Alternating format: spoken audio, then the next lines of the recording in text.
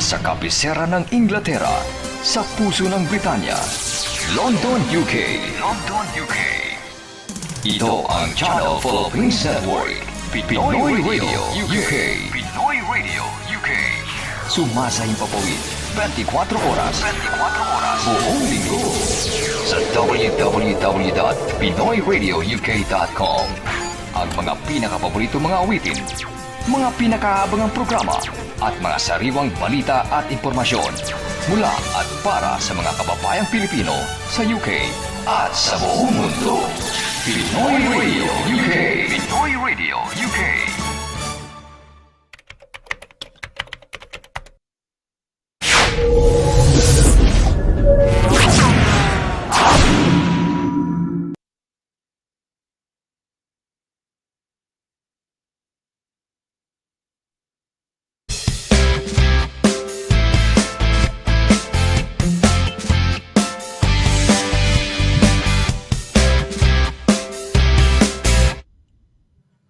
Okay, nako, magandang gabi ho sa inyong lahat. Welcome mo sa ating program. Good evening, good evening, good evening. Ako po si SONNY LARAGAN. Ito po ang Immigration Corner. Ayan. Pasensya na, wala ho ako last week, no? Si attorney lang ang naririto. Meron akong isang napakahalagang medical appointment, no? Na may pinuntahan kami. So, it was a late afternoon schedule, no? Ayan. Anyway, magandang gabi ho. It's Thursday na naman. It's Thursday, no? It's Happy Thursday. Araw ho ng kumbaga dagdag kaalaman. Kaya't welcome sa ating program. Ako po si SONNY LARAGAN. Pero dahil Immigration Corner, hindi ho ako ang star of the show. Dahil immigration na pinag-uusapan, hindi naman ho ako isang solicitor o abogado o eksperto sa larangan ng immigration. Ang immigration napakahalaga hong bagay ho yan, no? Sa lahat ng mga bansa sa buong mundo, no? Lalo na sa mga yung mga first yung mga highly developed countries like the US, no? Europa, no? Ayan, yan ho ay ang immigration ay napakahalaga, napakalaking bagay na siguro nakakaapekto sa buhay ho ng nakararami hong mga tao. Hindi lang ho mga Pilipino, lahat na ho ng iba't ibang mga lahi, no? Ayan. Anyway, tonight, syempre, makakasama natin yung ating palagiang nakakasama, ang star of the show, yung superstar, dahil siya ang talagang eksperto pagdating ho sa immigration. Siya ho ang kauna-unahang solicitor na Pinay, no? Dito ho sa United Kingdom. So very honored tayo na ang kasama natin sa every Thursday na naghahatid sa inyo ng impormasyon tungkol sa immigration or imigrasyon. Tama ba yun? Siya ho ang kauna-unahang Pinay, no? O Filipino na. Sabihin natin Filipino kasi Filipino, babae yan, lalaki, no? So, pero Filipina na naging abogado ho, narehistro dito sa United Kingdom. Kaya yung mga nanonood ho sa iba't ibang bahagi ho ng United Kingdom, good evening nga ho pala, at sa iba't ibang bahagi ng mundo kung sakaling ma-share ng inyong mga kamag-anak. At ito'y dagdag kaalaman, no? Dito ho sa United Kingdom, gaya na sinasabi ko, ito ho ang kauna-unahang abogadang Pilipina.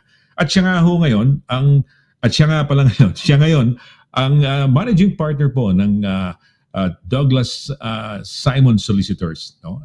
Pakilala ko na, wag na natin pahabain pa at nagpakilala na ako, ipakikilala na naman natin, no? Itong ating pinakamamahal na abogada, eksperto ho sa immigration. Walang iba kundi si Attorney LIRA Simon CABATBAT. Attorney, happy Thursday.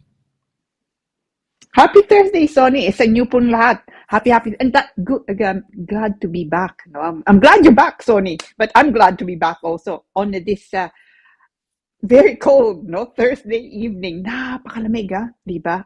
It's well, you and me both, no? We're both wearing turtlenecks nga. Napakalamig. Di ba? Sorry, hindi ka marinig, Sonny. Ay, wala. Okay na. Okay na. Okay na. Pero narinig mo ako kanina nung nagsasalita ako sa show. Nung okay. All right. Ayan, na-miss kita. I missed. I'm so glad, di ba? It's nice seeing each other, di ba? On a Thursday and having this interaction, yung ating paghatid ng kaalaman, no, tungkol sa immigration. Tama ka, napakalamig. I think it went negative. Was it yesterday or today? Yung -4? I think both, no? Actually, sabi nila Both. kanina, -2. Okay. But it's not -2. It's colder than that, I'm sure, no? So, ako, yung kwarto ko, it's, I keep it Filipino temperature, no? So, Wow. it's like a sauna. This, have heaters everywhere. Yung nga lang, pagka lalabas ako, to see a client nga, o kaya make a tea, I rush through. I go from my room into the kitchen really, really fast with my boots on, and then really, really fast back. So I'm just, I don't think I will ever get used to the cold. I think deep down, cold, I'm no? still Filipino blood, clearly, no?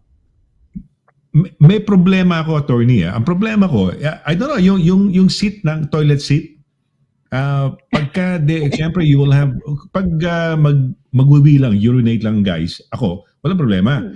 Pero pag if I do the other one, I dread sitting down sa bowl. Ang lamig kasi nung I think dapat makabili. Yeah, talagang nagkukrus pa ako, attorney, pag upo ko dahil ang lamig ng yung toilet bowl, yung seat cover. Grabe, lamig talaga. Yeah. Oh, hindi ko yun, kailangan I have to buy something yung parang yung cover yata ng no? Para pag upo mo, hindi malamig kasi talagang grabe ang lamig talaga, lalo pagka winter time. Sa Canada, yung friend namin, -20, -20 sa Canada yung kaibigan namin, no? So, wow. Kung sila -20, tayo nasa 4.2, lamig-lamig na, so how much more do sa di ba? Sa kanila, no? Ito nga sa Chicago, di ba? Pagka nadikit yung bare hand mo, bare sa metal, didikit. Kunyari, tenga mo nadikit sa matatanggal yan, madidikit sa bakal, no? Sa sobrang lamig, grabe. So cold. Nandito ka na mga 30, 40 years na, attorney, hindi ka pa rin sanay sa lamig, no? Hindi pa rin, no? Well, I mean, the weird thing is, bago ko dumating dito, I actually lived in Canada, no? And near Toronto.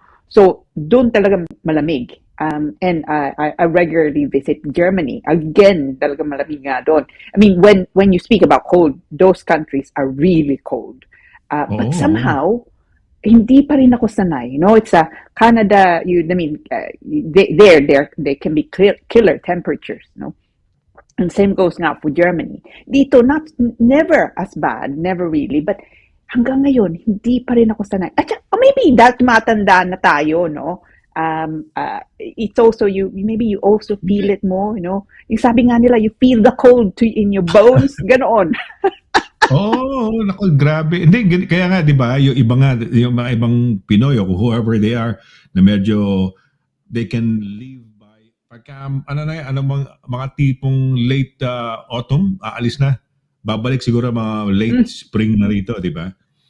Kasi nga, yung lamig, iniiwasan yung lamig, no? Pero okay na rin naman, parang sanay na tayo, kaya lang talagang hirap talaga ng lamig. Ang hirap talaga ng lamig, talagang, although, namimiss ko ang snow, kaya lang sa London tayo, parang wala yata ang snow, no? Hindi tayo ni-snow, no? When was the last time you remember na may snow tayo sa London? Diyan lalo sa southeast, southwest tayo, no? Southwest, tama, southwest.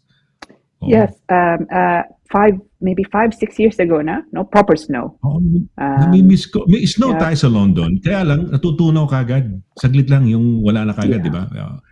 Diba? So hindi ka mga nasa countryside na nag-stay na puting-puti na parang pag umaapit ka ng bulak, no? Dahil ang lambot eh. Pero pag tigas na, pag bata ka, tigas na, di ba? Pag matigas na, hirap na.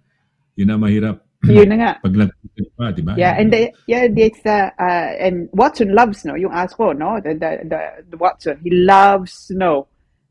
Actually, wow. Snooki has not seen snow yet, no? Hindi pa yata. Hindi pa yata. Hindi pa yata. Yeah, hindi pa. I have another dog sa likod. Doon ako nakikita mo. Wala, hindi niyo nakikita. Yung sister ni Snooki, sana pakita ko. Ayun, yun. Ayun, no? Nasaan siya? Natutulog. Ayan, natutulog sa parang malit na her name is Miku. She's almost double the size of Snooki. Ano namin siya, nung Christmas Eve of Christmas, andito yung anak ko, lalaki, si Christian. Ayan, si Miku. Oo, si Miku. Mas malaki siya. So sweet. Oo nga, malaki siya eh. Kaya lang, alam mo siya, bullied siya ni Snooki, bullied siya eh. Hindi siya makalapit masyado sa akin, hindi siya tatakol lang, gagano na kagad si Snooki. Oo, lahat. Pag may laro siyang laruan siya, gusto niya, kunyari yan, nakahiga si Miko dyan. Pag napagtripan ni Snooki yan, palalayasin niya yan. Tatakol na. So, yun naman, para wala ng trouble, aalis na lang siya. Pero, ang size niya, double ni Snooki. That's si Snooki, maliit lang, di ba? Ganito lang kaliit si Snooki eh. Pero yan si Miko, so, ayan, tutulog siya eh. Kasi minsan nag-snarl siya eh. Natatakot ako hawakan, baka nag-snarl, baka kagatin ako eh. Pag ginulo ko yung tulog niya para pakita ko sana. Ay, last time, di ba na nag-show tayo, nag-aaway? Remember? Tandaan ko, yeah. Nag-aaway sila, last time, Ngayon, ayan. Natakot na, bully na ni Snooki.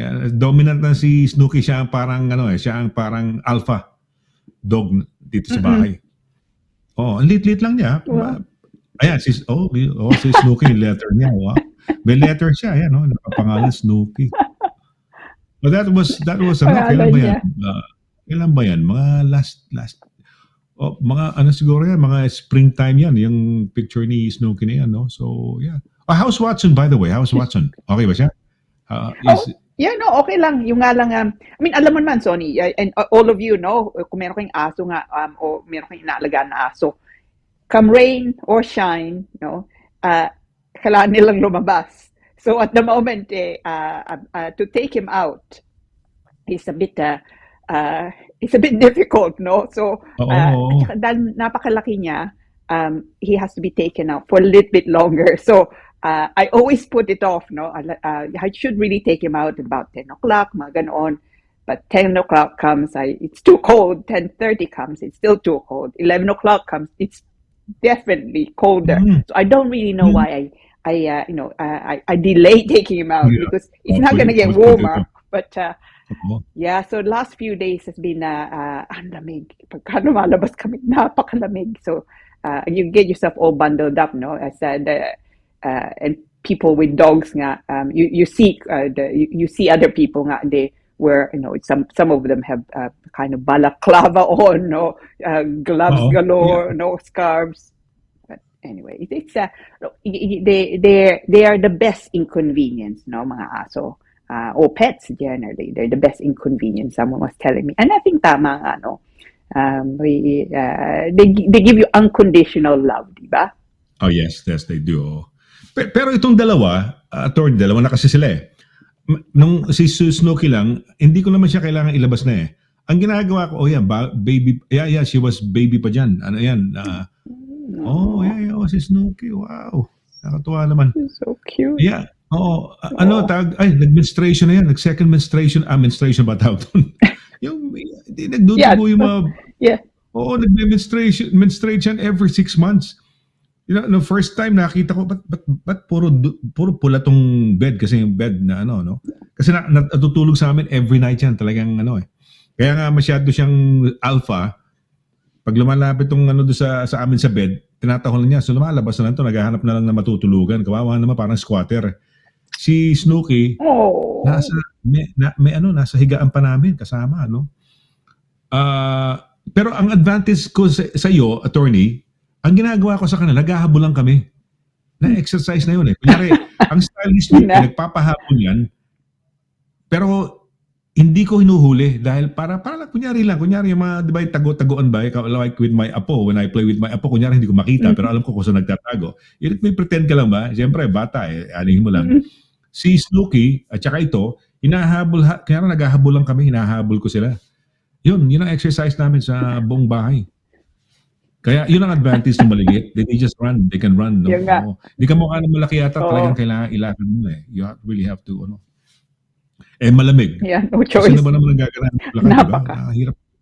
Napakahirap maglakad ngayon. Lamig, Yeah, eh. well, Oo. yeah, kailangan mo Well, gawin. okay. So it's, yeah, no Teka muna. choice. Teka muna. Ang topic natin, napaka-importante for tonight, mga kaibigan. Something about yung tourist visa, no? If you can change it, no? Ayan, to a marriage visa. Ayan ho, napakagandang topic ko nito. Maraming nais malaman to, maraming, ito yung nasa isip nila. Paano ba yan? Tourist na ako, pwede bang, makakuha ng marriage visa, no? Habang turista. So ayan ho, pag-uusapan natin. In the meantime, yung ating bumper para sa mga bragging rights, attorney, yung kusini, alam mo na, yung first na, di ba? Ito yung very interesting to. Akuan lang, a little game that we play at the start of the program. O sige, direct.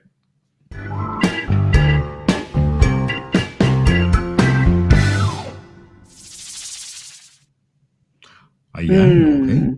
Sino kaya?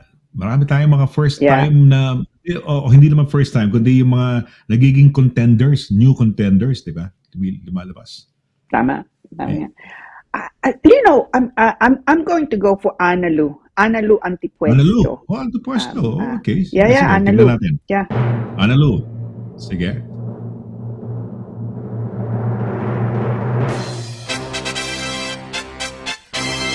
Magkora! Wow!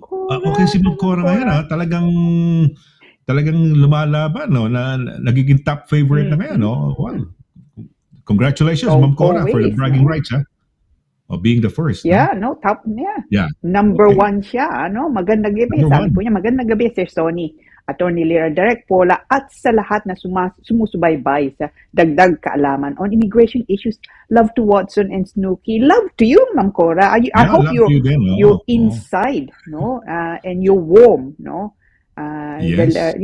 It's so cold outside. Yeah, I hope you're inside. Yes, Ma'am Cora. Si Snooki nasa mami niya. Nanonood sila ng freelance yata na nasa Prime Video. Ayan. So, talaga? Ayan, sige. Yeah, I've been meaning to see that. Yeah. Yes, may Prime Video ka ba? Freelance yata. Meron. Freelance. Freelance ang pangalan. It's about a journalist na parang he was contracted to be the bodyguard, no? Because the journalist was interviewing a dictator yata, parang ganun sa South American country. Although they said it was filmed in Colombia, kaya lang they pretended it's a different country, no? Ayan. Sige, ang una si Ma'am Cora. Yeah. Si Ma'am Cora una, no? So congratulations, Ma'am Cora. Yeah. Well done. Yes, well done. Pangalawa. Sino kaya? Miss Paner. Marian Galicia Paner. I think. Okay. Opo. Galicia Paner. No? Marian Galicia Paner.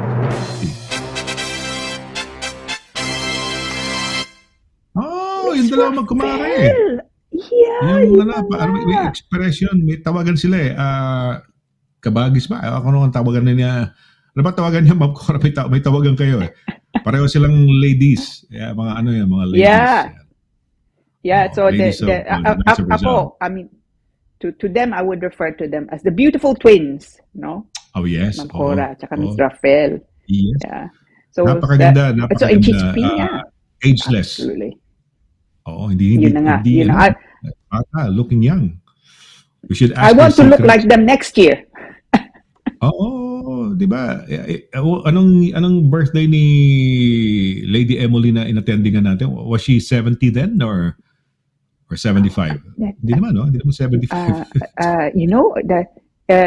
There's a 7 there somewhere, no? But regardless, she just didn't look. She definitely did not look it. No? Hindi. Malayo. Malayo.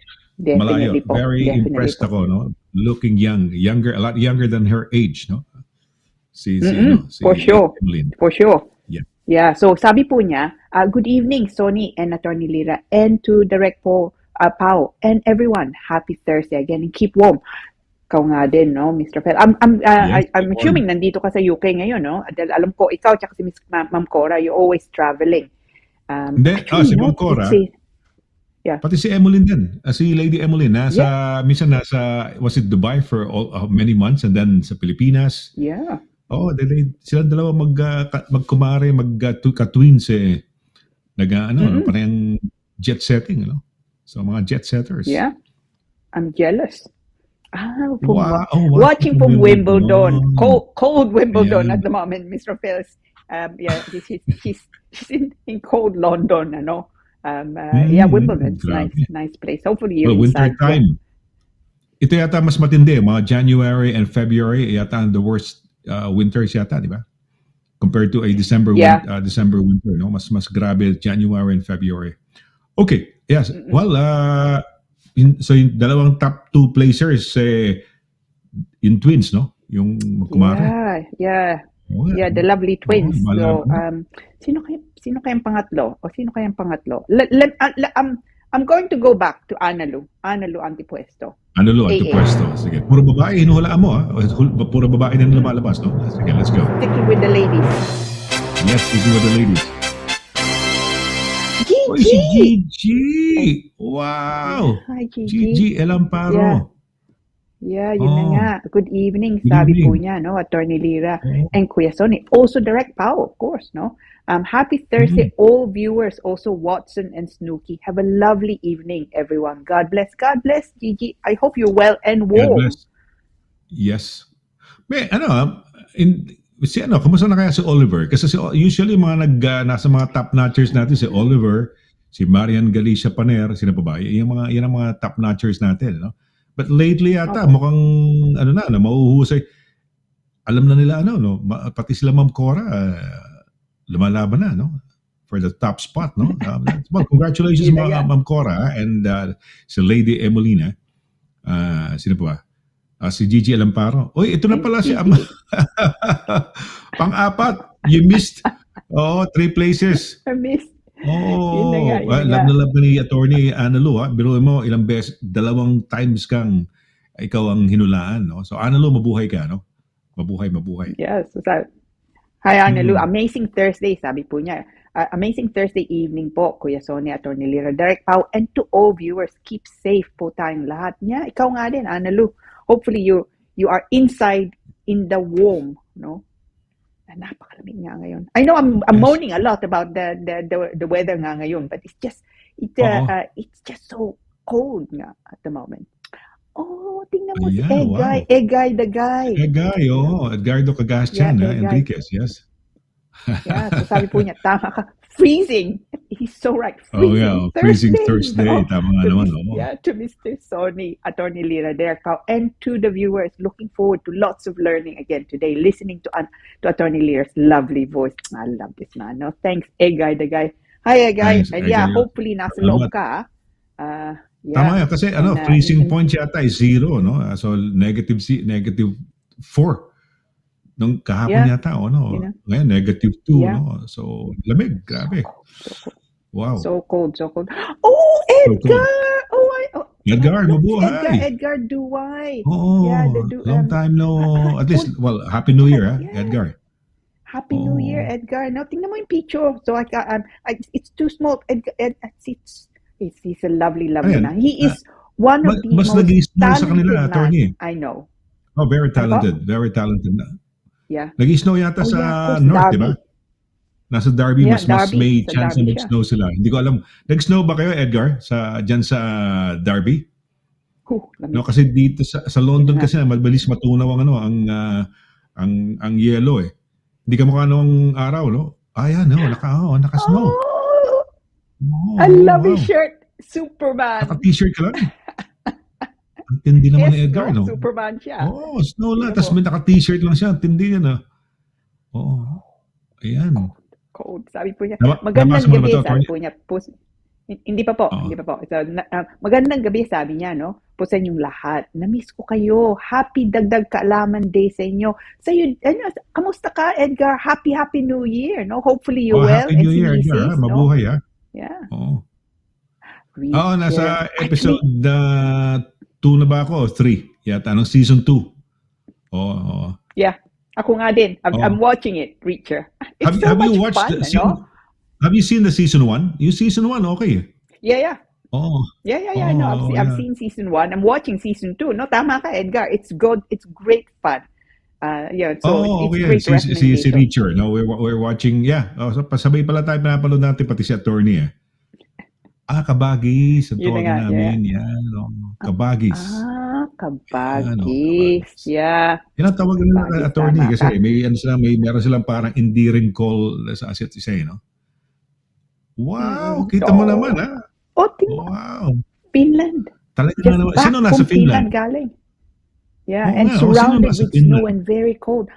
Actually, yeah, it's Wow. beautiful, no, Miss Rafael. Siguro, and it's beautiful. I've not been. I don't know if I've been to Finland. No, I've not been actually to Finland.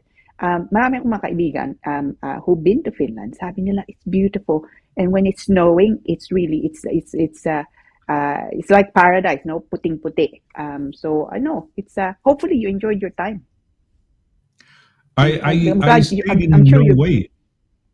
Attorney, Oh Norway yeah, ako. oh yeah. Ang Norway, mahaba ang snow, matagal ang snow. Hindi ka mukha sa atin siguro mga, I don't know, pag nag-snow siguro, a week lang nawawala. No? Doon sa kanila, Mm. aabuti ng mga tawag dito, buwan bale, no? Ayan, Mm. anong nangyari Yeah, kay Direk? Kaya, ba't hindi tayo nasa-switch? So, yeah. No, it stays. ayun, okay. Alright. So, ayan, sa Norway, matagal ang snow nila. At pagigising ko sa umaga, kasi nandun nagstay ako sa friend ko, nasisilaw ako sa having breakfast tapos nakasilip ka sa bintana. Sisilaw ako, Yeah. pala no, pag mataas ang araw. Ang sakit sa mata ng puti, yung snow. Kaya Oo kailangan, nagbe-breakfast ka, meron kang sunglasses. Sunglasses. Oo nga, kasi ang sakit sa mata pagka umaga, attorney, yung snow talaga, looking out of the window and looking at snow, tapos bright sunny day, sakit sa mata. It's Masisilaw ka, beautiful though, parang ha? may glare. Ayan, Sino to? Oh, Wow! sino to si Ma'am Cora? Hindi, Oh si no, Lady Ma'am Emmeline to. Emmeline. Yeah, Ma'am Oo, si Emmeline. Lady Yeah. Emmeline. Yan sa Finland. Wow. Wow, sino nasa Tingnan Finland? mo. Yung anak niya nasa Dubai, ano yata, hindi Dubai sa Abu Dhabi yata, taga Abu Dhabi nga ba yung anak niya isa? Beautiful. Sino yung nasa Finland? Wow, Anak mo rin ba yung nasa beautiful. Finland? Isang anak mo? Beautiful, We were no? just talking about jet setting, these two ladies na to, no? Si ladies of Rizal, no? Mm-mm. Oy, sino to? Oh, Nalin. Nalin. Hi, DC. Nalin. So bago they ka ba? good Taga saan si Nalin? evening. Yeah. Oo, hi. So, Is this the first happy time we're seeing Thursday. Nalin? O dati na siya? I think it could be na bumati na siya sa atin dati, but Okay. not Good evening, good evening. recently. Kamusta, Nalin? Yeah, good evening. Sabi po niya, happy Nalin, good evening. Thursday, Mabuhay. Attorney Lira and Sir Sonny. Oo. Hi, Nalin. Yeah, hopefully you're inside. Hi. Good evening, Nalin, ha? Sa- My Miss daughter. Rafael, my family. daughter, family. Nakapangasawa ba na Finnish? Di ba Finnish yata? Pag from Finland, Finnish, di ba? Finnish? Nakapangasawa ba na Finnish Ata. yung daughter? Or naka-migrate silang Pilipino ang asawa niya? Finnish. Maganda sa Finland, no? Alam mo ba, attorney, anong word na yun? May word sila eh. Pare, kasi Scandinavia, Nordic ang tawag sa kanila, Nordic. When I was starting the Nordic paper, ano kasi yan eh, pag Scandinavia, technically Scandinavia is Norway, Sweden, and Denmark. But you are leaving out Iceland and Finland. So, for them to be a region collectively, ang tawag dito, Nordic ang tawag sa kanila. Nordic countries, Nordic. So, that would be, kasi kung Scandinavian yan eh. Okay, ganun. Pero pag Scandinavia, it's Sweden, Norway, at saka Denmark. Kamukha sa atin. Pag sinabing Great Britain, hindi kasama Northern Ireland. Diba? Scotland lang, Wales, at saka England. Ayan, ang Great Britain. Pero pag sinabi mo na yung Northern Ireland, apat na sila, magiging UK, United Kingdom. Ayun. Parang ganun din sa Scandinavia. Hindi pwedeng sabing Scandinavian country ata yung Iceland tsaka Finland. Okay. May mga kilala ko diyan. Marami akong kilala diyan sa Finland. May mga contact kakilala ko diyan. Although hindi pa ako napunta, nag-migrate. mas napunta ako Sweden, Denmark. Ang iniikot ko madalas Copenhagen. Marami na rin ako napunta sa Denmark Tapos Sweden and Norway. Pero may mga kaibigan ako diyan na Emily, no? Diyan sa sa pangalan to, sa Finland. Malapit sa Migrate sila Estonia, doon. Estonia, then Russia, ganun. Yes. A bit too close to hindi Russia, gaano. really. Oo. Yeah. Hindi gaano sa Scotland po yung nakuha way back in 2017. Of course, sa Ben Nevis, po nakuha. Happy New Year! Season episode 7 na ako. Mas okay kasi kay Tom Cruise, mas close sa book. Actually, tama ka, Edgar, no?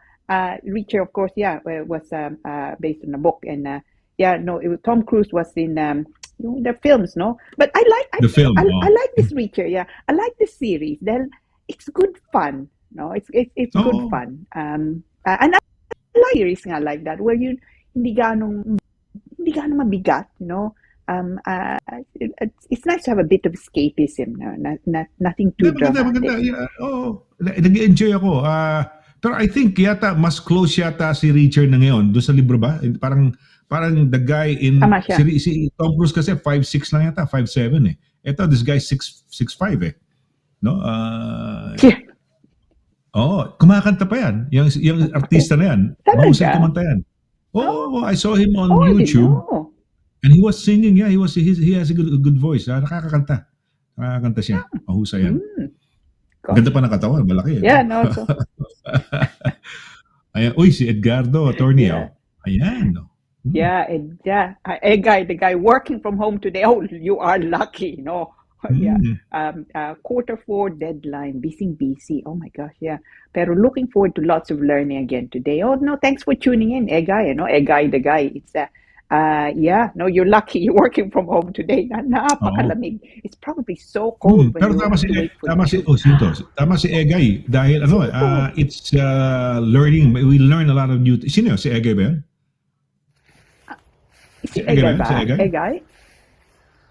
Yata, lakad ni Egay yan. Hindi yata lakad ni si Egay siguro to. Hindi to lakad niya kasi nag-expand yung video or parang bumansot.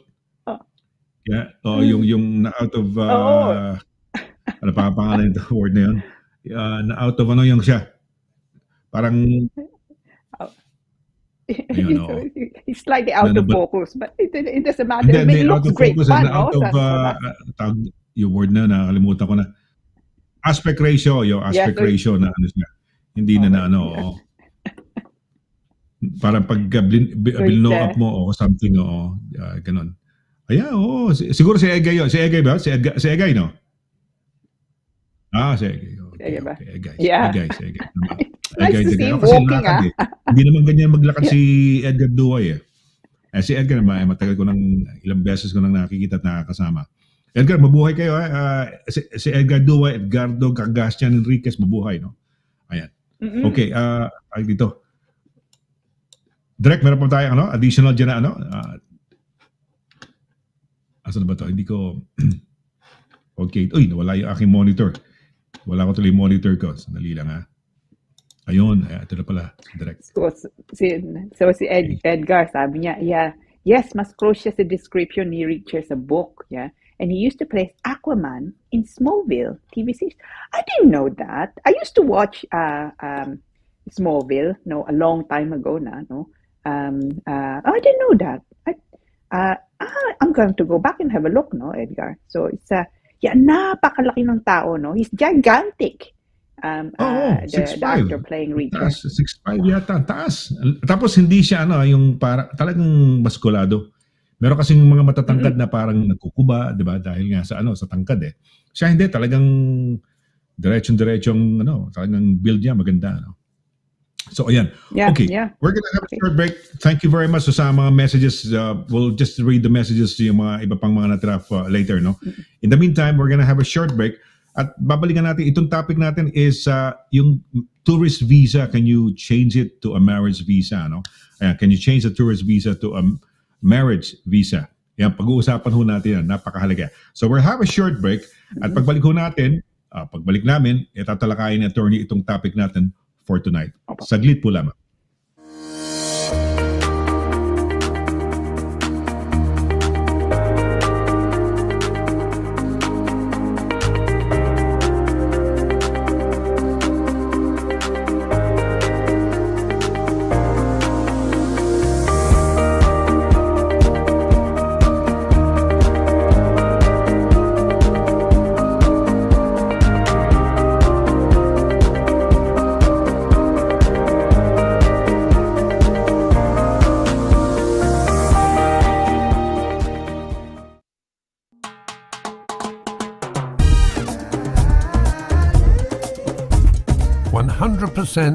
All natural, tasty,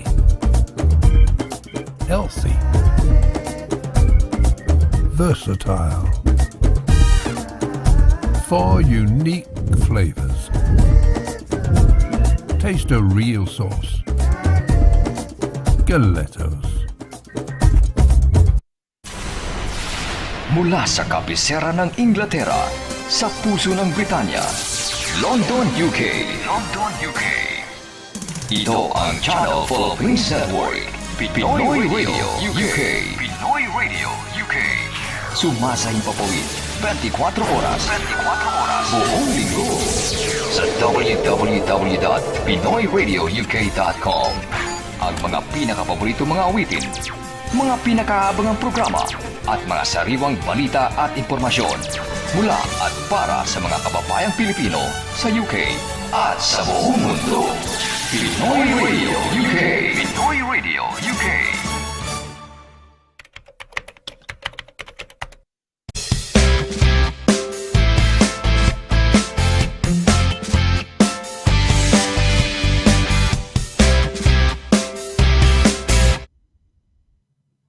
Okay, balik ho tayo sa ating palatuntunan ng Immigration Corner on a Happy Thursday. Ako po si Sonny Laragan. For those of you who tuned in just now, good evening ho once again sa ating mga kababayan sa 4 na sulok ng United Kingdom at sa iba't ibang bahagi ho ng mundo.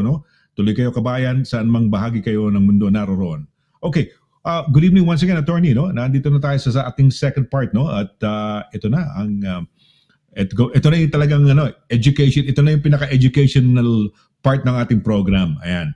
Ito na ho yung kamukha ngayon. Ayan. Can you change a tourist visa to a marriage visa? Napakaganda nitong topic, no? So, Attorney, sige, take it away. Okay, salamat po. So itong topic po natin ngayon, it's actually from one of our viewers' questions. So it's a feature question, no? Paula may well flash the question. Galing po to kay Smith S, no? So sabi po niya ito, good evening, Attorney Lira and Sir Sonny. I'm married to a Filipina and looking forward to bringing her into the country soon on a tourist visa before applying for a marriage visa. We're already married. We will apply for a spouse visa once she arrives here, as that visa will allow us to spend some time together while waiting for the spouse visa. Is that a good idea? Hope to get some advice. Thank you. Okay. Gustong-gusto ko yung question na ito dahil nga it actually deals with quite a lot of points, and also I'm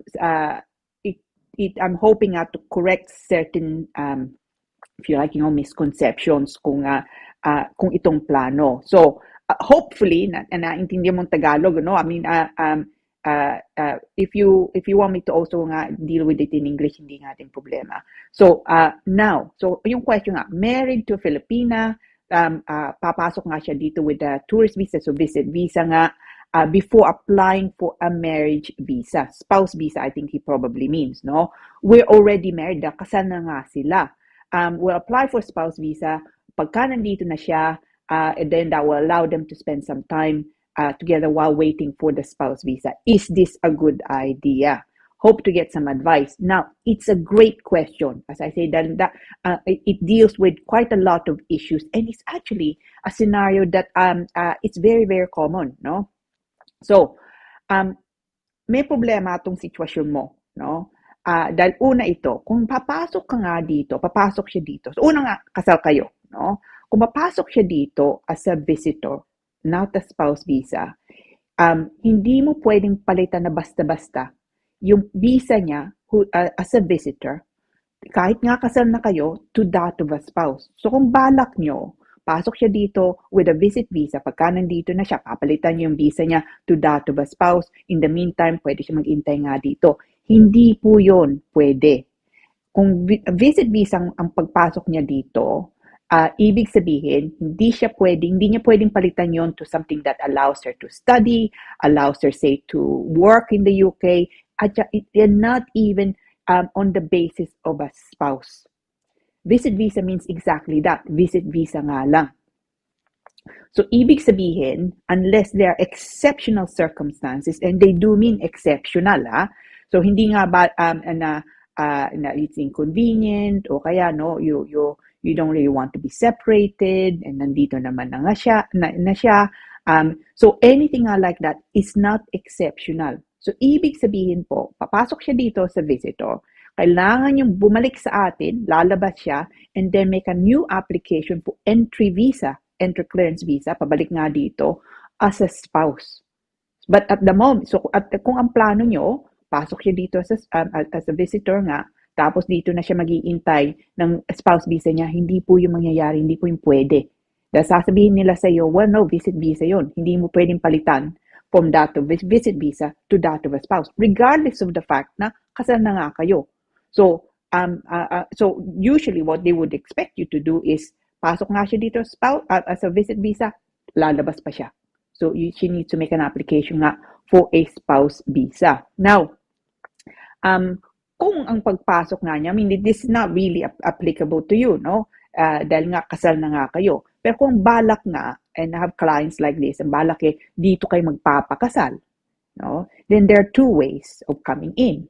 So, kung balak nyo dito kayo kakasal, you can enter the UK, or you can apply for a visit marriage visa. So, ibig sabihin, papasok nga siya dito to just simply marry. But the downside of that is, kailangan niya, pagkakasal na kayo, kailangan pa rin niyang bumalik sa atin, so kung nasa Pilipinas nga siya, to enter the UK quite properly and apply for a spouse visa. Another possibility is fiancé visa. So, ibig sabihin, dito nga kayo kakasal, pagkakasal na kayo, the good thing about fiancé visa is, pwede niyong palitan yun in-country. So, fiancé visa muna pagpasok, and then pagkakasal na kayo, papalitan niyo, you vary and extend your leave to remain, yung tawag, to that of a spouse. Pero sa kanya, sa inyo, kay Smith, ibang sitwasyon niya, dahil kasal na nga sila. So yung plano nyo, your question is this a good idea? It's not a good idea, because you are just, if your expectation is, nandito siya, tapos dito nyo papalitan. That's not it's not a good idea, because it won't happen, no, unless there are exceptional circumstances nga. So, kung ako kayo, consider this, no? So, kung may visit visa na nga siya, that's fine, no? Papasok nga siya dito as a visitor, but expect to return. Now, of course, pagka nandito siya, gusto nyo maglakwat siya, gusto nyo, for just see the UK, enjoy the sights, and then go back, and then pursue her application to come back into the UK as that of a spouse. You can do that, but you have to just accept nga the limitation. So that would be plan A. Na pasok siya dito, visit nga, no, lakwat siya ng konti, balik sa atin, come back in as a spouse. Now, as you know, magbabago nga ang batas at the moment in relation to income, then the minimum income requirement that's supposed to change, or it will change, no, in either March or April this year. So it's going to go up from 18,600 to 29,000 pounds. So bear that in mind, Smith, ano? Dahil kung ang sweldo mo is sapat 29,000 before tax, that's okay, no? Pero kung sweldo mo mas mababa, you need to consider actually making an application now for spouse visa. Otherwise maaabutan kayo. So kung income mo, sabihin natin 21,000 pounds, no? which is a decent income, especially if you're out of London. Kung 21,000 income mo, at the moment, sapat nga yun dun sa 18,600. But by March, April 2024, hindi na sapat dahil tataas nga nila to 29,000 pounds. Actually, it's not even so bad. Dahil nung una nilang in-announce to on the 3rd of December, sabi nila 38,700.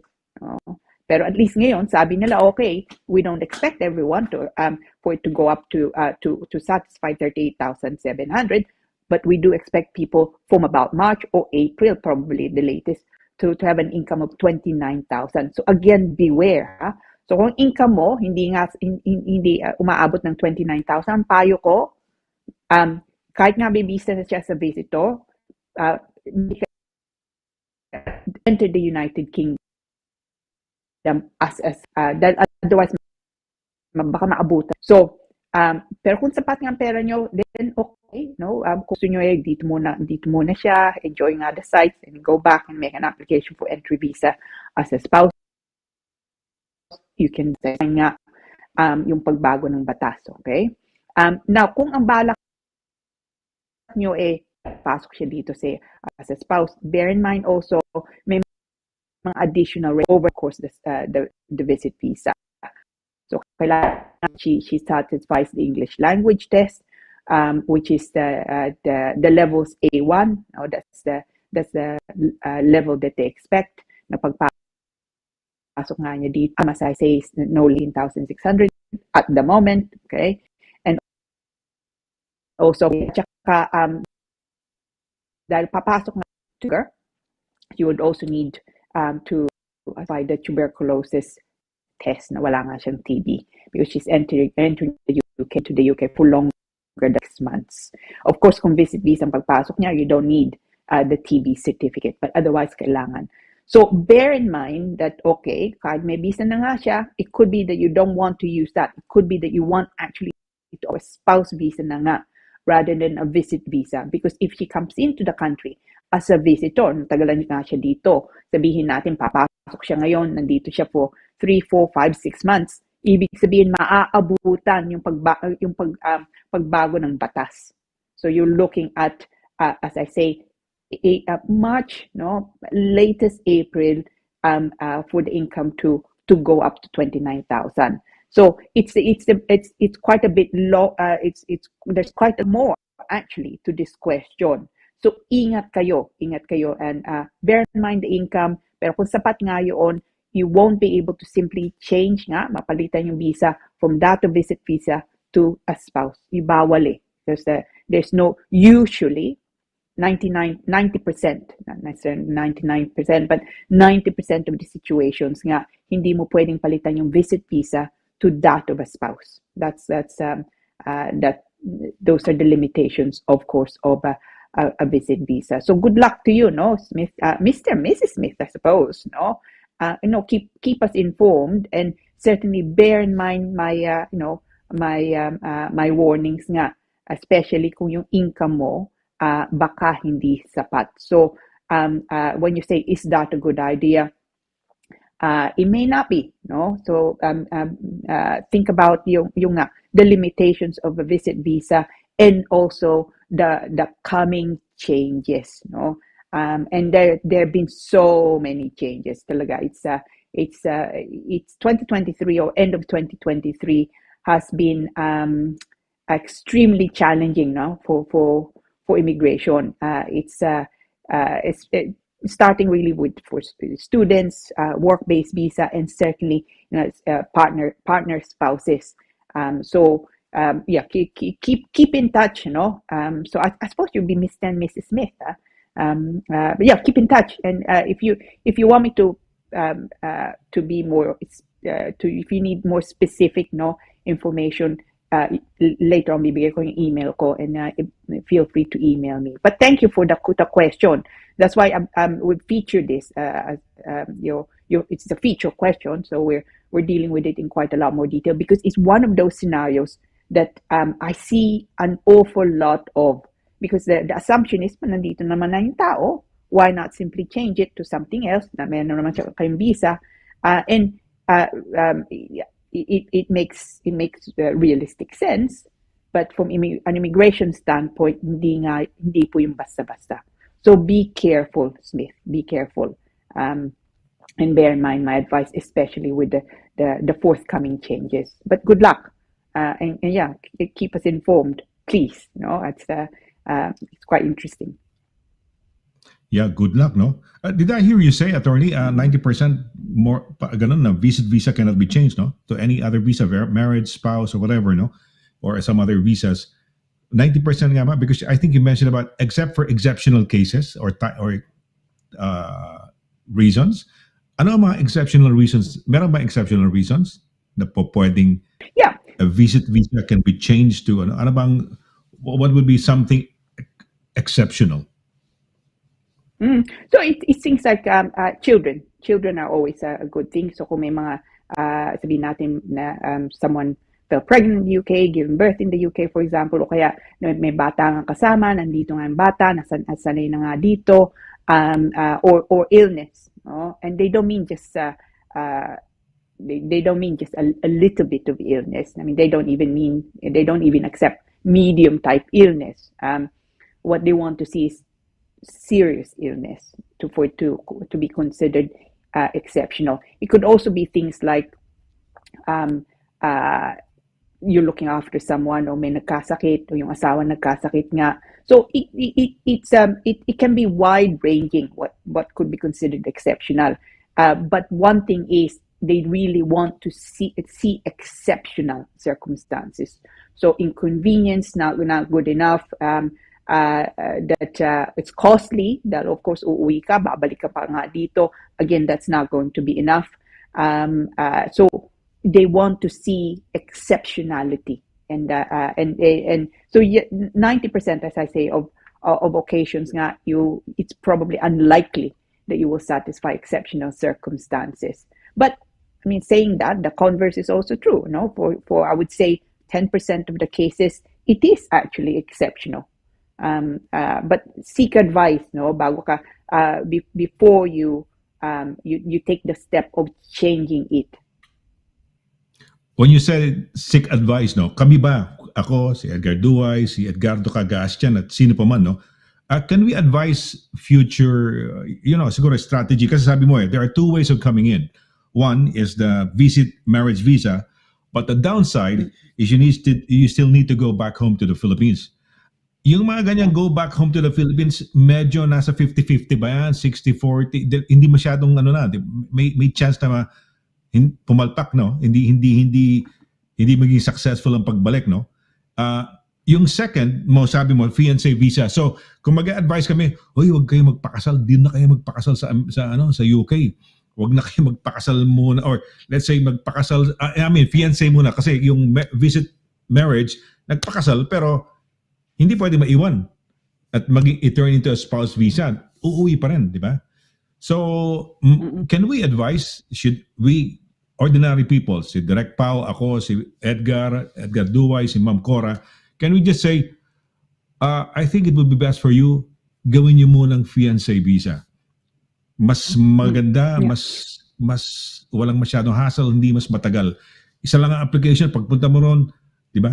Saka magtutuloy-tuloy. Whereas, nag-visa ka na visitor, kinasal, hindi mo pwedeng magstay, uuwi, magre-reapply dito, baka mag 50-50 pa eh. Tama ba kami? Is that the best thing the best advice that we can give? Or mali? Or there's a better way? Well, no, or both? Yeah, it's actually in a way it's both. No, it's not a question of mali nga. It depends very much kung anong sitwasyon. So kung ang balak ng tao hindi nga sila matatagalan nga, no, just lakwatsa nga dito. And sometimes also I've had clients who've said, we just want to see, if we really want to make the UK our home, o kaya go back to the Philippines or elsewhere, no. So if you're just checking it out, you want to just see whether it's a life for you in the United Kingdom, then sure, visit visa is probably the cheaper, faster way of doing it, and there are not as many conditions na kailangan yung pakita. But separately from that, kung ang balak nyo you want to actually then say marry in the kingdom. Again, you want to just marry in the UK dahil marami kayong mga kamag-anak nga dito, pero gusto nyo bumalik sa atin, meron kayong aasikasuhin, then marriage visit visa would be fine. No? Again, partly because there's not so much in the way of, not as many in the way of conditions na kailangan yung pakita. And you can quite properly marry in the UK and then return to the Philippines, pursue an application from there to come back to the United Kingdom. Now, kung ang balak nyo, gusto niyang magpakasal dito, pero ayaw nyo nang bumalik sa atin, or you want the possibility of actually changing your visa from the United Kingdom, hindi pa nga kayo kasal, then more appropriate probably is a fiancé visa. So, mangyayari, papasok kayo dito as fiancé, you need to pretty much show the same conditions nga, or requirements, comply with the same requirements of a spouse. Coming to the United Kingdom, pagka nandito na kayo, kasal na kayo, papalitan nyo yung visa nyo from that of fiancé to a spouse. And that's fine. That's perfectly acceptable. Hindi nyo kailangang bumalik sa atin. Kung kasal na kayo, kung gusto nyo, ang balak nyo ay uuwi, gusto nyo magpakasal nga sa atin, marami kong kamag-anak nga sa atin, you want to be able to enter the United Kingdom already as a spouse, then ang payo ko, if you're free to marry in the Philippines, come into the United Kingdom, apply to come to the UK as that of a spouse. But in relation to all of those, Sonny, all those possible options, at the moment, the thing to bear in mind is itong panibagong batas, the minimum income requirement, which is likely to take place in March, latest April. And at the moment, sabi nga nila, it's £29,000, which is immensely better than the first announcement, which was 38,700. So at least they've taken that into account. But, so at the moment, tataasan nila in March or April nga to 29,000. Kailan nila itataas uli yun to 34,000? We don't know. Yung sabi nila 34,000 is the next stage. And then after that, from 34,000 to 38,700 nga. So, kung ano man ang sitwasyon nyo, kung ano man ang balak nyo, anong plano nga, bear in mind the £29,000 change coming into play in either March or April. Dahil kung hindi nga sapat ang pera ng sponsor nyo, then you may want to make an application now for spouse visa. All right. So, maski fiancé, no? Kailangan din ng 29,000? Okay. Opo. All right. So, yeah. So sinasabi mo na kung ang intention ay is talagang to be good, pero some people would like just to try it out, tignan ko ano itsura siguro ng place, kung doon ako titira, ano bang environment and so on and so forth. Okay din yung visit marriage visa. Pero kung at the outset ano na kagad, talagang ang intention tuloy-tuloy na, fiancé visa.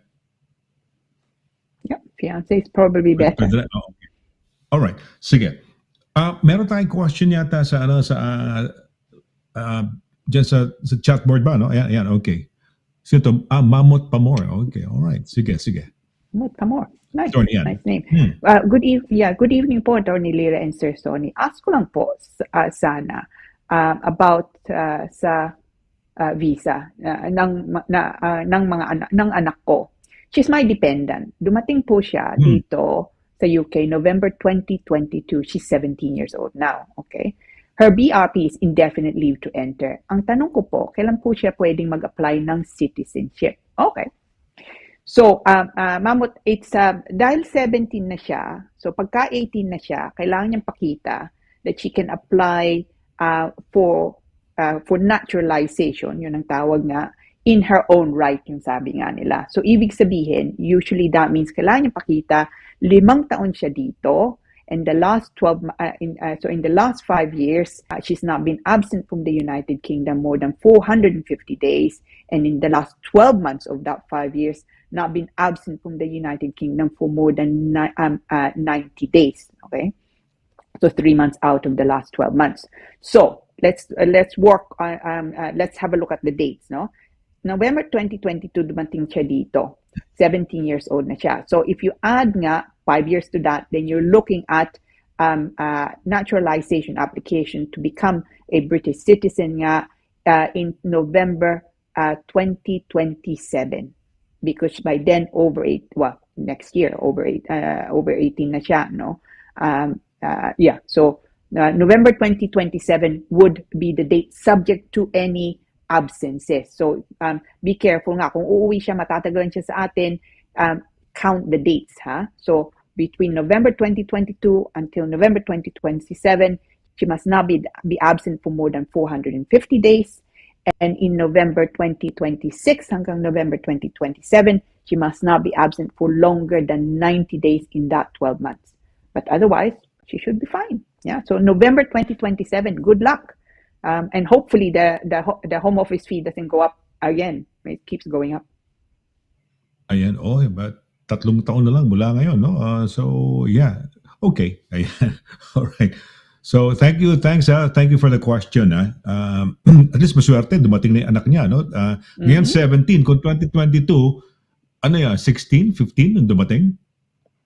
She's now 17, 2022 last year, dumating last year. 16 years old. Yes. Last year, 16. So by the time she's, November. 2024 na tayo, no? 2024. So 3 years from now, 2027. Yeah. 15 ata, no? So in 3 years time, so pagka 20 na siya, pwede na siyang maging British na siya, which is great. So can take a year out, maybe. Lahat ng dumating, attorney, na ganyan, indefinite leave to enter yan, di ba? Yung parang may permanent residency na pagka yung mga anak na, di ba, yung mga dependents, yung mga below 18 na nakukuha, ang pasok nila indefinite leave to enter, no? Exacto. Okay. So they need 5 years bago makapag-apply ng naturalization. Tama? Okay. Yeah, that over 18 na siya. Yeah. Pero they don't need examinations. Do they need examinations? Do they need anything? Oh, yeah. Kailangan pa rin. So it would be the same. Okay. Kailangan niya na, dahil over 18 na ngayon bata. So kailangan niya pakita that she's done the life in the UK test. Now, kung dito siya nag-aral, kung dito siya nag-aral, then she can use her GCSEs or A-levels to show that she satisfies the English language. But the life in the UK test, kailangan pa rin. Okay. Okie-dokie. All right. Okay. Ayan. Okay. May question yata tayo. May question ba tayo? Direct? Ayan. Okay. Ayan. May question tayo, attorney. Okay. From Sam. Galing po to kay Sam. Yeah. Hello po. Question lang po. Halimbawa po, dalawa kami mag-asawa ang pupunta sa UK under work visa this year po. Pwede po bang i-combine ang salary namin para makuha pa rin ang dependents namin sa Pinas? O applicable lang po yung combined salary pag magre-renew lang ng visa sa UK? Pwede rin po bang sabay kami kasi umalis papunta sa UK? Thank you in advance. So, Sam, unang-una, pwede yung magsabay, of course, at least at the moment, no? It depends really also on the type of work you're going to come in as, ha? So, one of the things nga na in-announce nila on the 3rd of December is to do with carer visas. So at the moment, kung carer visa ang pagpasok nyo dito, pagpasok mo, pwede mong dalhin yung asawa mo, mga dependents mo. From the time it changes, which is likely to be March, no? April nga at the latest, hindi na po pwede yung dependents. Okay? So beware of that. Kung carer visa. Kung hindi carer visa, I'll actually give you the figures. So the main applicant, no? So ang kailangan niyang pakita, kung ikaw main applicant, kailangan pakita na merong yung bank account mo has enough money, but it's not actually a lot. I'll give you the figures actually. So this is separately from you to show that you can support yourself. So yung partner mo, you need at least 285 pounds, 285 lang for your partner, and 315 pounds for one child, no, first child, and 200 pounds for any subsequent children. So for example, so one partner, one child, kailangan pakita ng main applicant na meron siyang 600 pounds in the account. Now, the account must be, you must have that money available at least 28 days in a row, no? So it must not go under that. It's for the last 28 days. And then day 28 must be within 31 days from of you or them applying for the visa. So the good news is, until it changes, pwede ka magsabay nga dito. But bear in mind, the main applicant nga, so whoever's getting the visa in the UK, kailangan yung kung one partner, one child, you're looking at £600 held in that account for at least nga 28 days. Okay? Pero tuloy-tuloy, it must not dip. Okay? But it's not a lot actually. You know, it's £600. And the further good news is, kung gusto niyo makakuha siya ng visa, sabihin natin, and then gusto niyo gusto niyo sumama as dependents, then pwede kayong sumama, no? So pwede kayong sabay-sabay at the moment. Depends also kung anong ang visa nyo. So kung nurse kayo, that's not an issue because you would still absolutely be allowed to bring in your dependents in the United Kingdom. What's not then allowed soon is carers. So good luck with that, Sam. Yan. Kung ako kayo, kung meron kayong balak na pumunta nga dito, gawin nyo na. Again, it's lots of changes coming up in March. I remember you were so excited and we were all excited dahil, wow, nung, was it a year and a half or a couple of years ago, na yun nga, they can bring their family right away, no? Yung ganda, no? Spouse mo, yung anak mo, no? Pwede mong dalhin. Pero nagbago, no? Nagbago na. Kaya kung habulin, no? So technically, on or before March or April, actually ngayon lang, no? Pwede pa. Pasok pa doon sa, kumbaga, dating rule. So you can bring your family, your mga anak mo, yung asawa mo, kasabay mo na kagad pagpunta. So ayan, di ba? Well, yeah. Tama ba? No, ingat din Sonny, dahil ito the law that applies, so ang batas na gagamitin nila, yung batas at the date of the decision, not at the date of the application. So ibig sabihin, kung matagalan, may delay, no? And then maabutan nga kayong panibago, then yung panibagong batas ang gagamitin nila. So if so kung nagpasok kayong application nga ngayon, kayong lahat, no? It could be that in March may delay in March, they make a decision, but the law then says no dependents.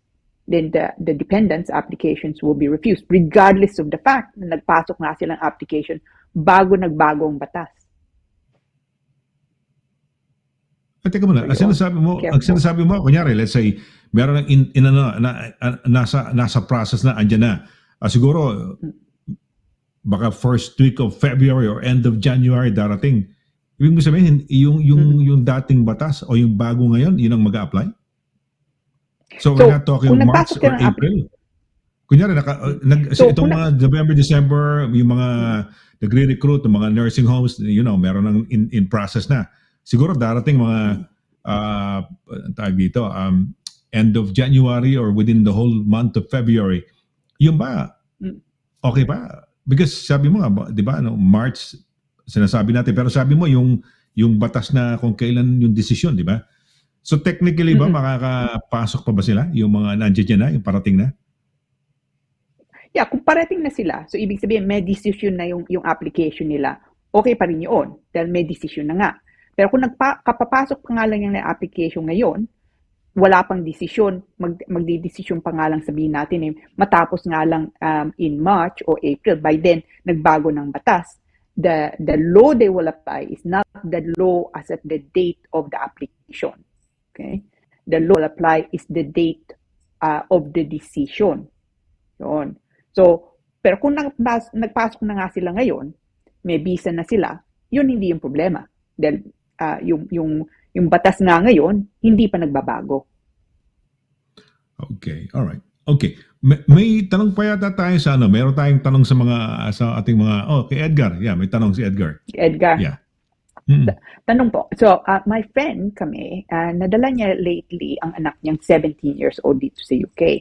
Nakapasok ng anak niya sa college dito. She just turned 18. Ang magulang po at working visa and 1 year pa lang dito. Pagka nag-uni na bang anak niya, magpapa-apply ba siya ng student loan o hindi? If not, anong alternative niya? Pwede po ba siyang mag-apprenticeship? Oh, that is actually, this is an issue I come across actually fairly frequently. So unang-una, Edgar, that this is really for the college. Although, of course, they should apply exactly the same thing college-wise. You will find that yung anak nga will be considered an overseas student, not a local student. So, ibig sabihin, ang tuition fee ay mas mataas. Most universities or indeed colleges, they apply 3 times, no? So, kung 9,000 nga, which is the tuition fee at the moment for most unis, then it 3 times is obviously 27,000, no? So it's not it's considerably more, yun ang una. Pangalawa, this is your point, no, student loan ba? She won't be entitled to student loan because student loans are for, if you like, residents in the UK. So someone British, someone with indefinite leave to remain. And frankly, even though indefinite ka, no, yung bata nga, it's not a done deal because a lot of unis, sabi nila, you need to be able to show that you have unrestricted leave to remain in the United Kingdom, so indefinite leave to remain, or indeed British, a minimum of 3 years. Well, actually, British they would accept, but indefinite leave to remain, that's still a visa, albeit indefinite nga. They want to see unrestricted leave to remain of 3 years. So you will find yung kaibigan mo, not only the 2 problems would be unlikely that there's a student loan going. And on top of that, the tuition fee you will find is likely to be assessed as an overseas student, which can be as much as 3 times. So, yeah, not great news, Edgar. So yung kaibigan mo, they may need to start saving up now because it's so expensive, no?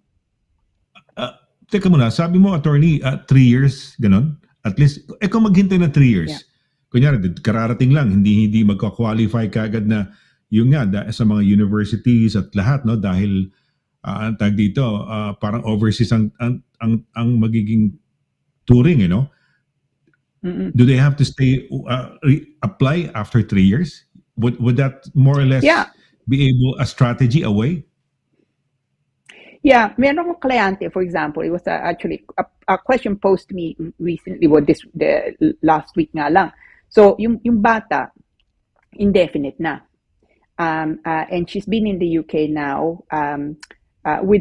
She entered the UK on an indefinite basis. Now she will have been in the UK 2 years. No, so she has she made an application out to the uni for a student loan. Sabi nila unang-una, no, you're not entitled to be assessed as a local student for the tuition fee. Now, the student loan issue is still it's still outstanding. I suspect they will go the same way, which is that hindi pa nga siya 3 years dito. So, ang payo ko sa kanya, either wait nga another 12 months to clock up the 3 years, or make an application as soon as you possibly can for British passport. Dahil kung British ka na, yung papakita mo, then they don't ask for the 3 years. The 3 years, they insist on really kung indefinite ka, because it's still if you like status in the UK. It's not you're not British nga din. But it's what's weird also, Sonny, is some unis apply interpret it differently. Some are a bit more, if you like, generous about the interpretation than others. So some unis, sabi nila 3 years from the date of arrival in the UK. But some unis, they say, most unis, and I think this is actually the correct interpretation. Some unis say, no, it's 3 years from indefinite leave to remain, no, and entry into the United Kingdom. And I do think that is actually the more restrictive interpretation. I think it's the correct interpretation. Alam mo, yan ang yan ang parang concern ko noon dahil yung daughter ko, si Sofia, nung dumating, I think she was, I don't know, 17 or almost 18. Siyempre gusto mo mag-uni dito, di ba? Ayaw mong nabasa ko yan parang 3 years. So pinag-aral ko muna ng access to nursing sa Merton College. So 1 year yata siya ron. Tapos eventually, I don't know kung paano nangyari, she was able to take up a nursing course sa University of Greenwich. Sa University of Greenwich. So she finished her nursing, no? Yun ang, I think, concern ng mga ano yan eh. Yung anak ko, siyempre, di ba, university rito, libre. Well, hindi naman libre. I mean, hindi ka mukha nung overseas student, napakamahal, di ba? Dito, may bayad ng konti, pero hindi ganun kalaki. Pero, so, kung i-consider na i-consider na hindi overseas, malaking benefit, di ba? Pag overseas, talo, you will have to stay, yun nga, sinasabi mo, 3 years pa, no? So, ako, lucky naman ako sa aking daughter. She eventually became a nurse, no? Pero I don't know kung paano niya, tanongin ko nga, paano ang ginawa niya ruta, no? Anong ruta ang ginawa niya? Kasi that was my issue na, nakararating lang, paano ito mag-university? Teka muna, mukhang 3 years pa, parang ganoon. So, yeah. Anyway, may question pa tayo rito, attorney. Yan. Irene Dizon. Irene Dizon. Sige. Okay. Hi, Miss Dizon. Right. Hi po. Okay, thank you. Good evening po. I'm new here in your page. Oh, thanks, Irene. Okay. Welcome. Ask ko lang po, sa mga asylum seeker was sponsored for skilled worker by care home. Is that possible po? Ooh, that is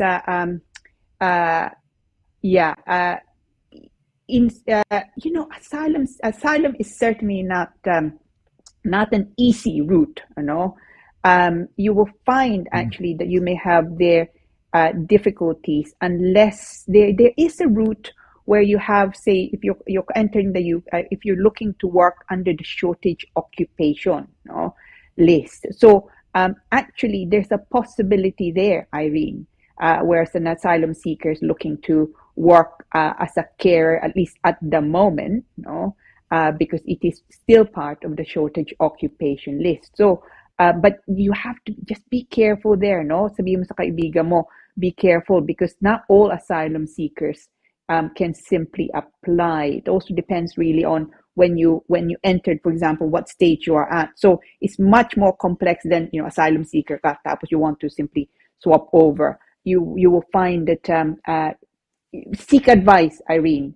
It depends very much on the circumstances, also what stage also the application it's at. Merong yan ang mga pinag-uusapan ngayon, di ba? Yung amendments ginagawa, no? Merong mga story rebels, no? Yung mga amendments to sa current Rwanda ba tawag? Uganda, Rwanda, ano man lugar yun? Rwanda ba? The Rwanda plan. Rwanda. The Rwanda plan. It's Rwanda, no? Para sa mga asylum seekers, no? Yeah. Ito, gusto ko lang i-remind, marami akong na-experience before, nami-meet ko mga ibang lahi. Ina-advise sila sa mga gustong, alam mo na, mag-stay dito, hindi maayos ang papel, asylum seeker ka, mag-asylum seeker. Hindi dapat yung mga may kababayan tayo baka mapunta sa ganun eh. You know, asylum seeker Pilipino ba, attorney, di ba? Kunyari, asylum seeker ba, pwede bang gawin ng mga Pilipino dito?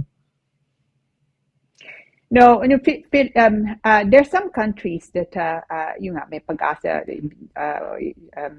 to claim asylum from, dahil nga because their system is such that it their lives will actually nga be in danger. Philippines has not, even in years ago, no, I don't actually ever remember Philippines being featuring as in any way an asylum type country. So kung Pilipino ka, chances of you actually successfully claiming asylum or leave to remain on that basis, I would say, is probably minute to nil.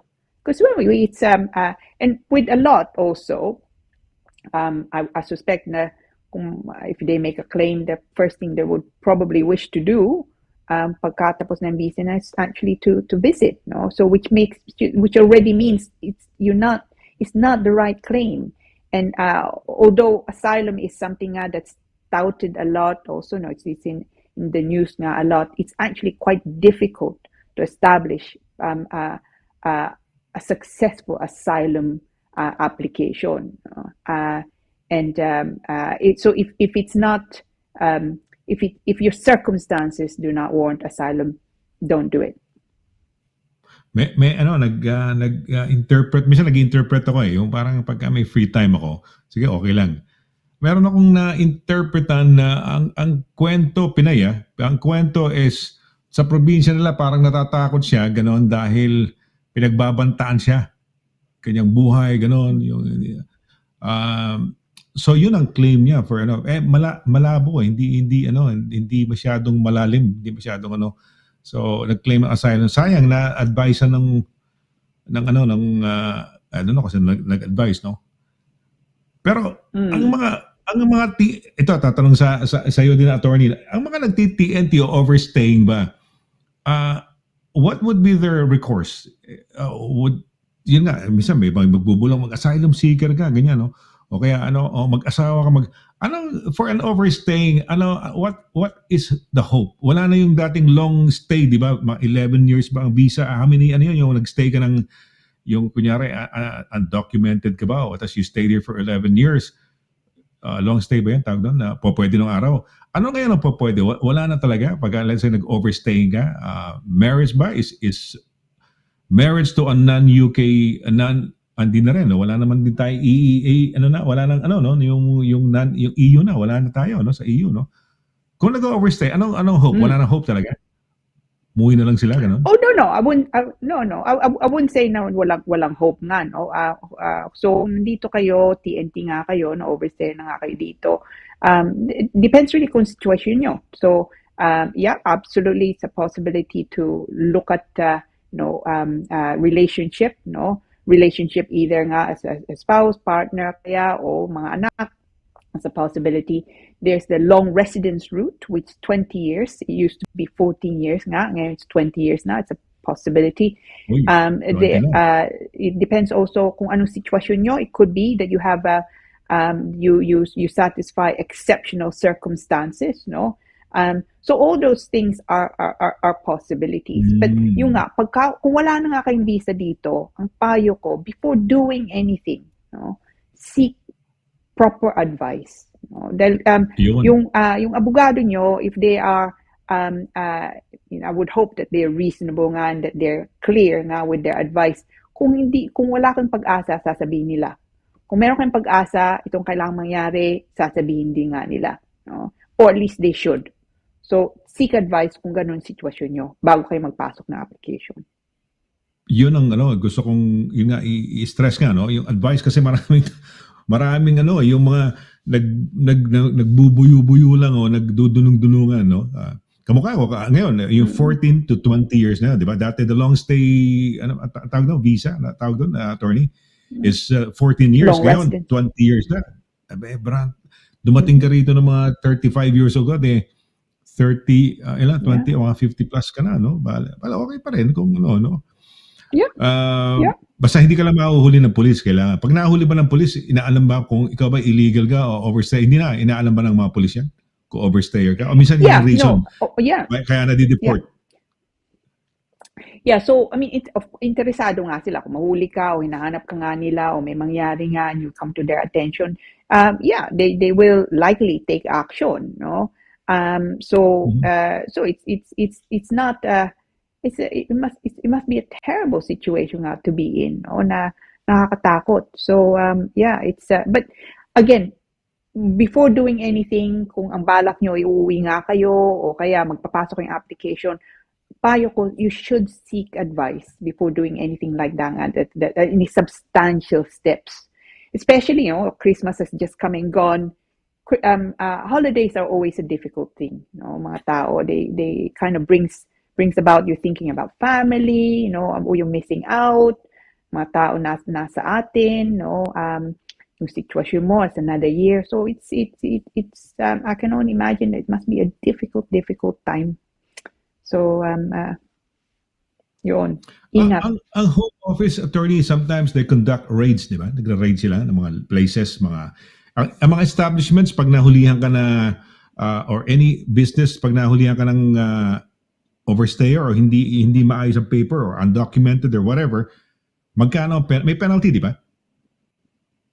Yeah, it depends on the situation nga. So, but there are penalties for working illegally. There are penalties also that could be face lawyers nga. There are also issues nga with rental. There's the right to rent legislation. So it's a very difficult nga position to be in. So kung ang balak nyo ay gusto nyong and sometimes mga tao they see me and they say because they just want to do something, you know.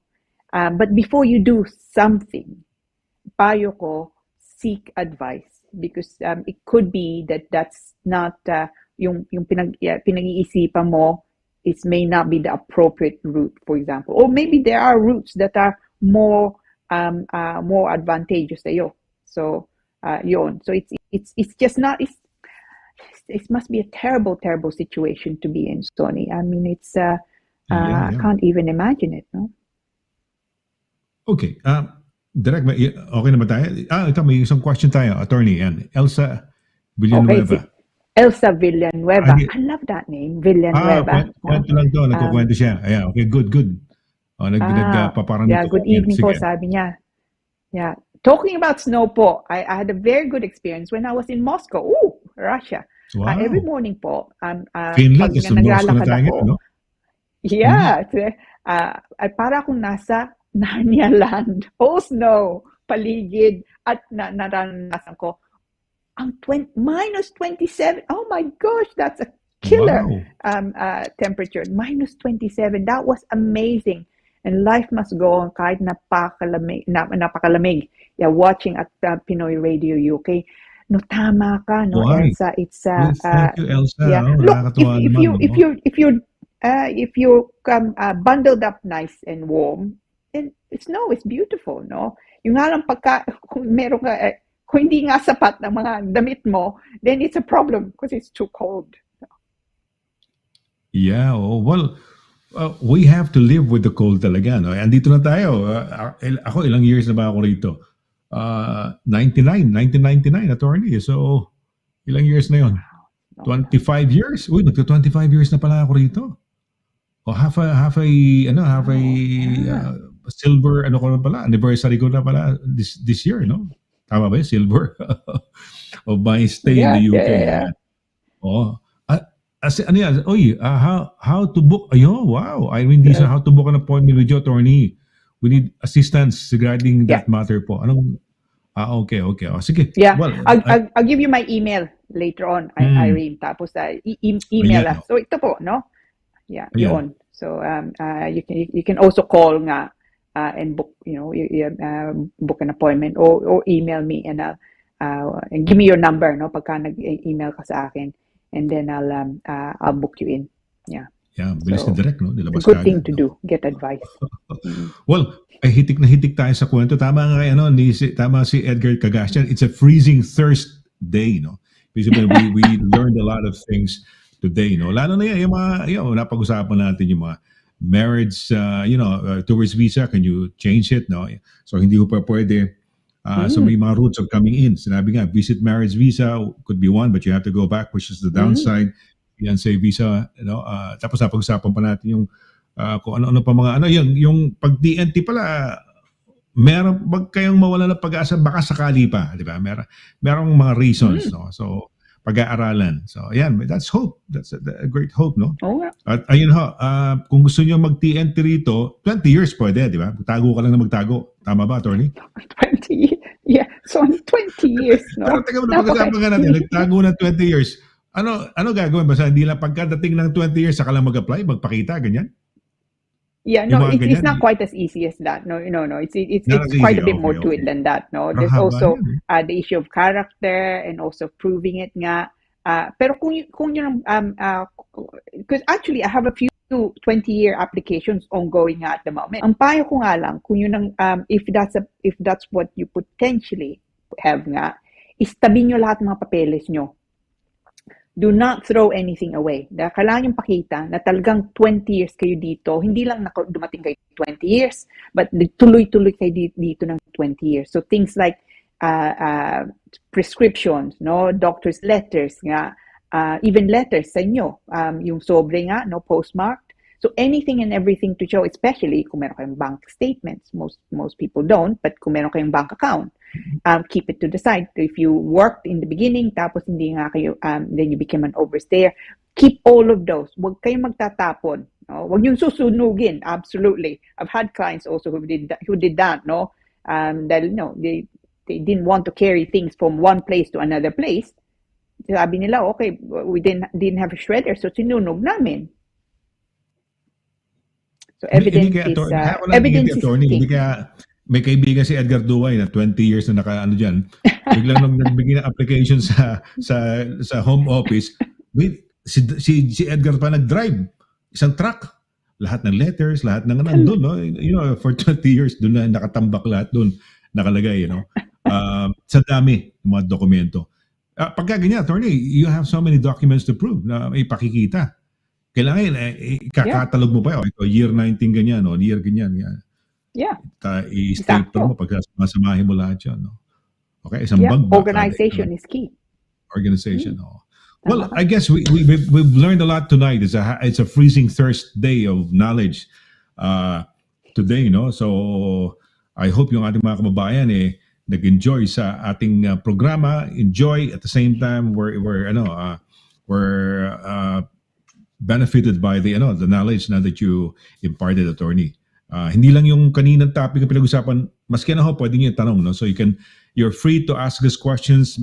Maganda yung ginagawa ninyo diyan, nagme-message kayo, so may mga ways na nagkakaroon tayo ng mga questions dito sa ating programa. So I guess it's time for us to say goodbye. Attorney, baka meron kang baka meron ka pang gusto pang pahabol na biglang, nag-flash yung mind mo. Teka muna, I forgot to mention that, no? But if there's any announcements or anything, magpaalam na tayo, or how to get in touch with you, go right ahead, please, attorney. Okay. Well, no, salamat uli, no? So thank you very much. Always, for joining us. Always a pleasure to be here. Now, kung meron kayong mga questions po, itong email ko, no? So CABATBAT, so yung apelyido ko, at Douglas2s-simon.com. Kung mag-email kayo sa akin, pwede ba lagay nyo dun sa subject Immigration Corner? Simply because I open my email all hours in the night or sometimes madaling araw. So it's quite a bad habit of mine. Pagka binuksan ko, hindi ko matandaan ng email address nyo, hindi ko na makikita. So if you put in Immigration Corner dun sa subject, then it means I can search for the subject. Now, if you want to know more about yung pinag-uusapan nga natin, mga articles ko po, feel free to visit our website po namin, www.douglas2s-simon.com. Feel free to telephone also, no? Kung gusto niyo appointment, for example, number po namin 0203-375-0555. Now, as I say, kung mag-email po kayo sa akin, kung pwede, lagay niyo din yung telephone number niyo.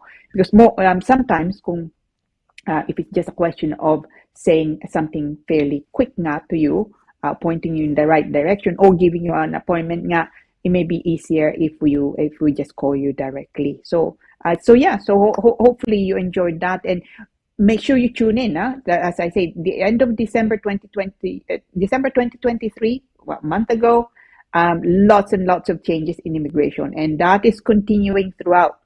So keep in touch and keep informed. Ayan, tama, no? Lagi ho kayong make it a habit to be here on our Thursday, no? Thirst for Knowledge na programa. And of course, lagi natin kasama ho, andito makikita nyo si Attorney Lira Simon CABATBAT dahil siya ang ating eksperto. Hindi ho tayo pwede magkaroon ng Immigration Corner na ako lang ho ang magsasalita. Wala ho akong alam talaga. So, with our first ever lawyer, ayan, di ba? Tama ba, attorney? Ilang years nga, medyo magyabang tayo, medyo bragging tayo. Bragging rights, ha? Una sa role yun ng mga solicitors dito sa UK na Pinoy. Yeah. Yeah. I will be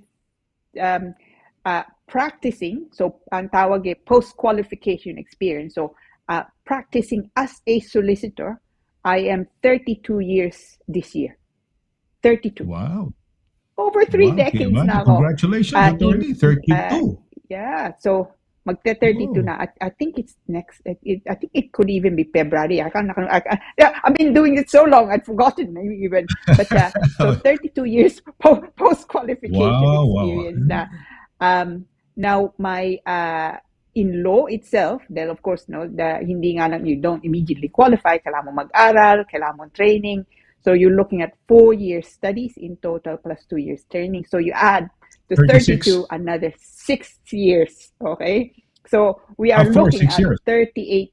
Yeah, 38 38 years. years. Wow. Oh, 38 imagine, years in law. So I have 2 more years, and I would do 40 years. 40. Oh, Yes. wow. Yeah, Wow. Amazing. More than 3 decades. Yeah, astonishing. Almost 4 decades well, na in the study of law nearly and the 4. practice of law, attorney. Yeah. Oh, well, Nearly congratulations. 4 na, no? And Time has we're gone really so honored. fast. Wow, The kauna-una. honor's mine, no? Oh, the Filipino, una-una. Ikaw, you made us proud being the first Filipino qualified to be a solicitor, no, dito sa United Kingdom. So mabuhay. Okay, well, I guess it's time for us to say goodbye. Attorney, no, sa ngalan mo at sa ngalan ni ni Direk Pau, ito po si Sonny Laragan nagsasabing thank you very much sa inyong walang sawang pagsubaybay dito po sa Immigration Corner on a happy Thursday. So, let's do it again, no? Next week. Sabi nga ni attorney, lagi kayo manonood kasi yung mga updates and everything to be updated dito sa mga immigration issues, no? Yung mga subjects, everything about immigration para updated kayo, and make it a point or make it a habit to watch us. So, we'll see you again next Thursday for another edition of the Immigration Corner. So till then, take care, God bless, and good night. Bye.